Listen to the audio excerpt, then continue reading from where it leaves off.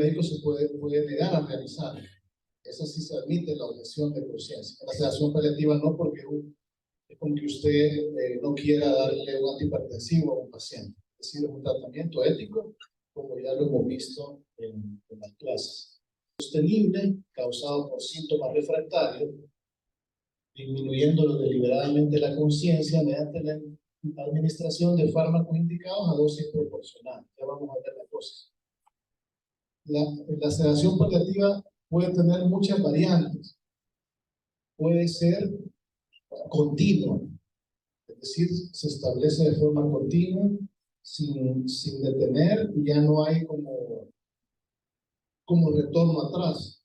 Pero también puede haber una sedación continua por 72 horas. Por ejemplo, hay pacientes que están en delirium y mientras tratamos el delirium, lo podemos sedar 48 o 72 horas, mientras tratamos los antibióticos, reponemos los electrolitos o le damos otro tratamiento para revertir el delirium. Entonces esa puede ser corta y irreversible. Esa es otra forma. Otra puede ser intermitente, solo por la noche, solo unas horas, de 6 p.m. a 6 a.m. para que el paciente descanse bien en la noche, pero en el día quiere estar un poquito con conciencia para estar con sus familiares más alerta. También puede ser otra forma, que va a llevar después a una sedación continua, porque es estar alerta en el día, el paciente va a terminar agotado y va a llevar después a una sedación continua. Entonces, como ven, permite muchas formas la sedación. También dependiendo de la vía de administración, pues puede ser pautada con horario, cada 4 horas una dosis de midazolam, o cada 8 horas, dependiendo de la función renal, o de forma continua en una bomba de perfusión, ya sea endovenosa o subcutánea. Una pregunta tenía por aquí.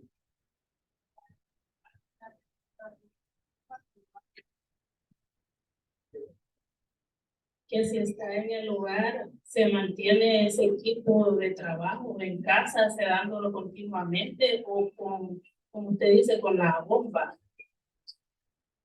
Sí, la sedación se puede hacer en el hogar, esa es una ventaja. Dependiendo de la condición que tengamos, las posibilidades, puede ser con el mismo personal que está en la casa atendiéndole, de forma pautada la dosis, entre los 5 miligramos de midazolam subcutáneos o endovenosos cada 4 horas o cada 6 horas, dependiendo de la constitución del paciente, del peso, del estado de la enfermedad. Entonces, no se necesita, digamos, grandes cosas más que la decisión de la sedación, la comunicación muy abierta con el paciente y la familia, y los fármacos, ¿verdad? Hay otros pacientes que quizás sí requieren ponerle una bomba de infusión continua porque esa sedación pautada no lo tiene confortable. Entonces ya se requiere un personal que sepa manejar una bomba de infusión, se hacen otros cambios, pero en general en la casa se puede realizar la sedación. Las indicaciones es el síntoma refractario, ¿no? El síntoma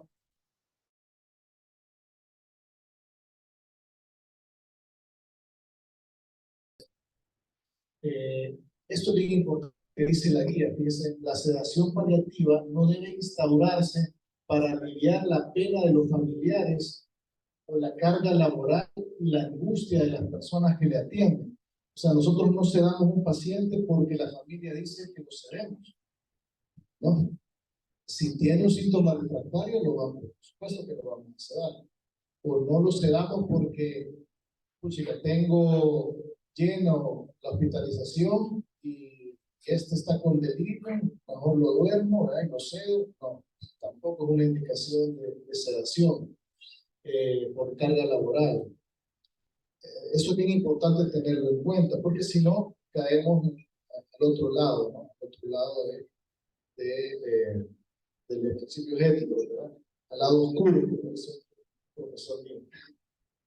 Bien, entonces tiene que haber un síntoma refractario. El síntoma también puede ser existencial, también puede no ser solo físico, es decir, solo dolor, delirium, hemorragia, obstrucción intestinal, sino que también puede ser existencial. Es mucho más difícil determinar que un síntoma existencial o psicológico sea refractario. Tiene que haber pasado el paciente una intervención psicológica, haberle dado una medicación para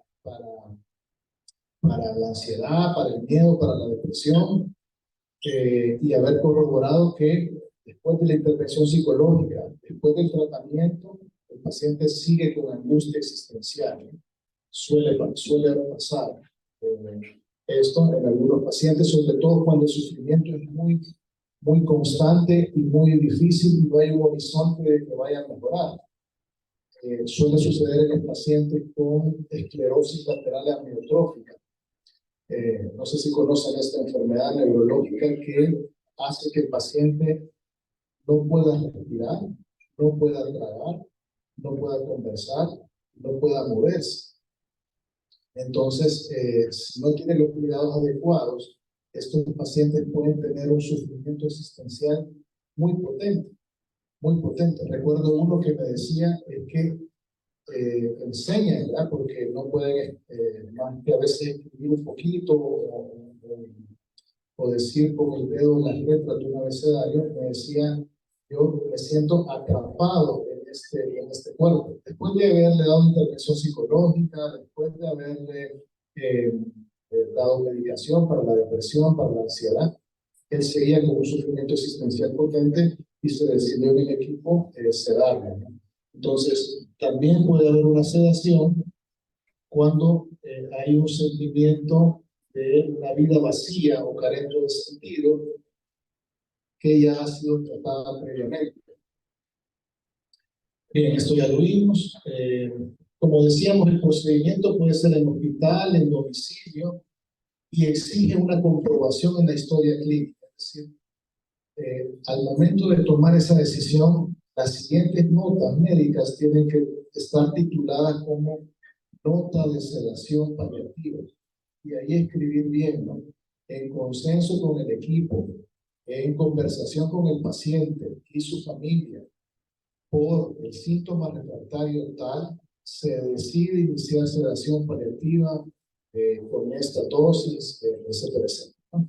Y también se decide no continuar alimentación o hidratación o no realizar maniobras de RCP si llegase a fallecer. Todo eso tiene que estar bien descrito en la historia clínica.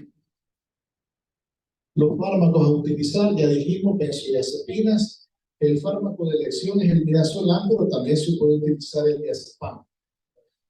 ¿Por qué el midazolam? Porque el midazolam es de acción corta, entonces nos permite, por ejemplo, la sedación intermitente, la sedación pautada, o despertarles si no una sedación continua. En cambio, el diazepam es de acción mucho más larga y en una sedación ya continua, sin retrocederla, digamos, porque estamos ya al final de la vida, el diazepam puede ser un buen fármaco porque es de acción larga. Los neurolépticos, el que tenemos en El Salvador es la clorpromacina y está indicado más en el delirium refractario, porque además es un fármaco que calma las alucinaciones, la agresividad, etc. Otros pueden ser el propofol y el fenobarbital. Los anestesiólogos, digamos, usan esto para sedar, usan la sedación en un procedimiento que se hace habitualmente para las cirugías, para las endoscopías, etc. Son los tipos de fármacos que utilizamos nosotros. Las vías de administración pueden ser subcutáneas o endovenosas, según el acceso del paciente. Bien, estas son las dosis, ¿verdad? No vamos a ahondar porque ahí están escritas, pero si ustedes se fijan, las dosis son pautadas de pequeñas a grandes para llevar a un nivel de sedación más confortable. El diazepam se puede por vía subcutánea endovenosa. La clorpromacina sí no se puede por vía subcutánea, solo endovenosa porque es lipofílica y puede hacer abscesos, por necrosis en la piel. Esas son las dosis de clorpromacina. Si se fijan, se empiezan con dosis bajitas de 12.5 a 25 miligramos en intervalo de 6 a 8 horas. Y las dosis de mantenimiento pueden llegar hasta 50 miligramos cada 8 horas y tiene un techo de 300 miligramos diarios, la clorpromacina. El fenobarbital, sobre todo en aquellos pacientes que están en estatus convulsivo y esa sea la causa de síntomas refractarios, es un fármaco bueno en esas circunstancias. La verdad que lo utilizamos muy poco, igual que el propofol, porque con la clorpromacina y el midazolam tenemos, y el diazepam, digamos que los fármacos suficientes para dar una buena sedación. El propofol, que no se diluye en nada, debe andar en dosis de 0.5 miligramos por kilo cada 5 o 10 minutos, la dosis de respuesta hasta lograr la sedación, y ya después se deja la dosis de mantenimiento de 1 a 2 miligramos por kilo en bomba percusora de jeringa, digamos, ¿no? Porque eso no se diluye en nada. En cambio, el midazolam, si hay que diluir, igual la clorpromacina. Las diluciones deben de andar 1 miligramo, 1 ml, para poderlas manejar de forma más adecuada. Otros fármacos que están bajo la sedación del paciente, la butilioxina, ¿verdad? La bucapina, para prevenir o tratar los estertores. Si tienen fármacos opioides, hay que mantenerlos. Y la morfina no se suspende, como dijimos, y se mantiene para que el paciente mantenga buen control del dolor. Y si tiene disnea, se aumenta, ¿cuánto dijimos? 30%, ¿verdad? De la dosis que ya tenía. Otro elemento importante de la sedación es la evaluación y el seguimiento. Evaluamos 2 veces al día al paciente con unas escalas. Las 2 escalas las tienen, ¿no?, en los lineamientos del mensal, y es una en la escala de Ramsay modificada y la otra en la escala RAS de Richmond. Y evalúa pues, los signos vitales, etc. Allá teníamos una pregunta.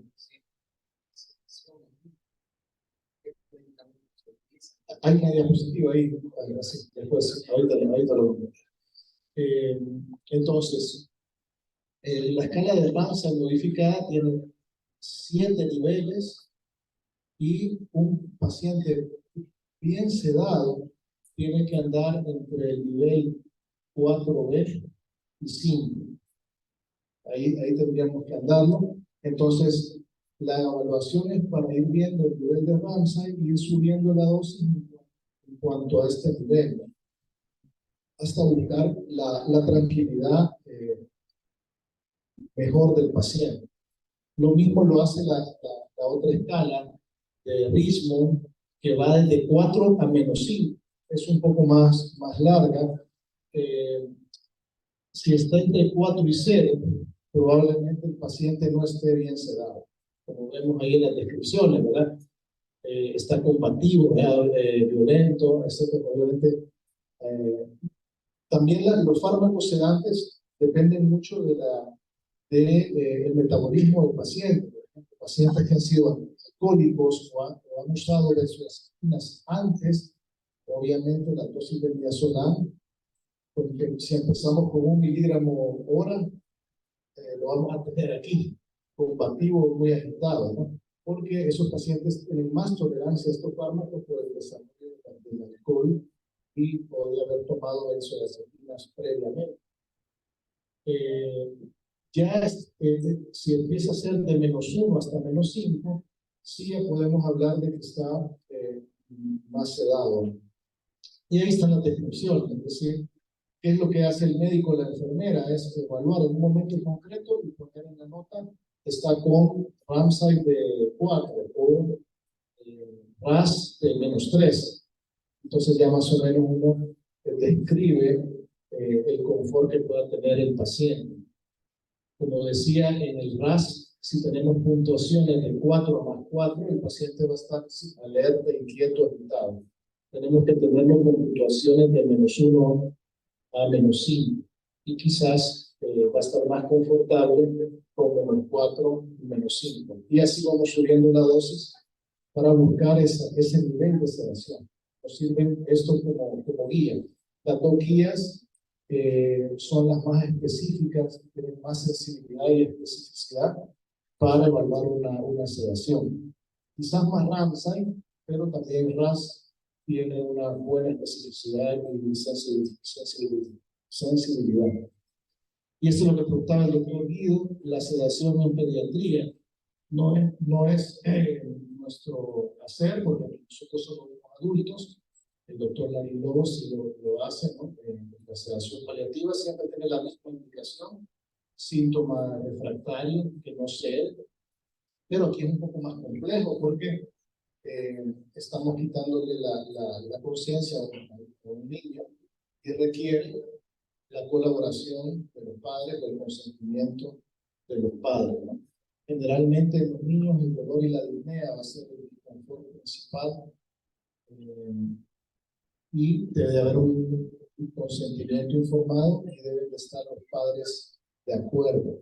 Los fármacos que se utilizan son los mismos, solo que lo que cambian son las dosis, ¿verdad? Que ahí las tienen, son mucho más pequeñas, pero los fármacos son los mismos, el midazolam, el fenobarbital, el propofol y la levomecromacina, porque esto está en el contexto español, pero en nuestro caso la clorpromacina. O sea, lo único que cambia son las dosis y el consentimiento de los padres, y por supuesto que la decisión médica tiene que estar todavía quizás más consensuada en el caso de un niño. Bien, y por último, decir que la sedación paliativa tiene un profundo significado antropológico porque es la fase final de un paciente donde hay que permitirle también que pueda cerrar todos sus círculos, hacer todas sus despedidas antes de la sedación.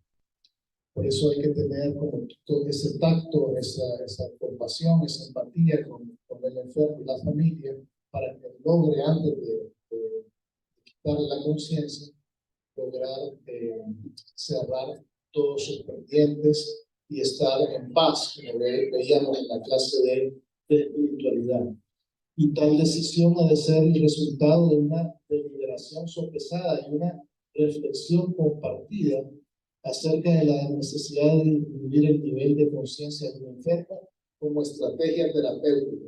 Es decir, que si ven por ahí alguien que dice que le va a sedar, pero solo él tomó la decisión, mejor espérense, ¿verdad? Porque la decisión debe ser tomada en consenso de un equipo multidisciplinar, la familia, y sobre todo si está consciente, el enfermo es el que tiene que decir que acepta la sedación, explicando que es el momento final de su vida. Por eso tiene un gran significado antropológico. Muchas gracias y estamos ahí a proceder preguntas o comentarios. Allá tenían una pregunta.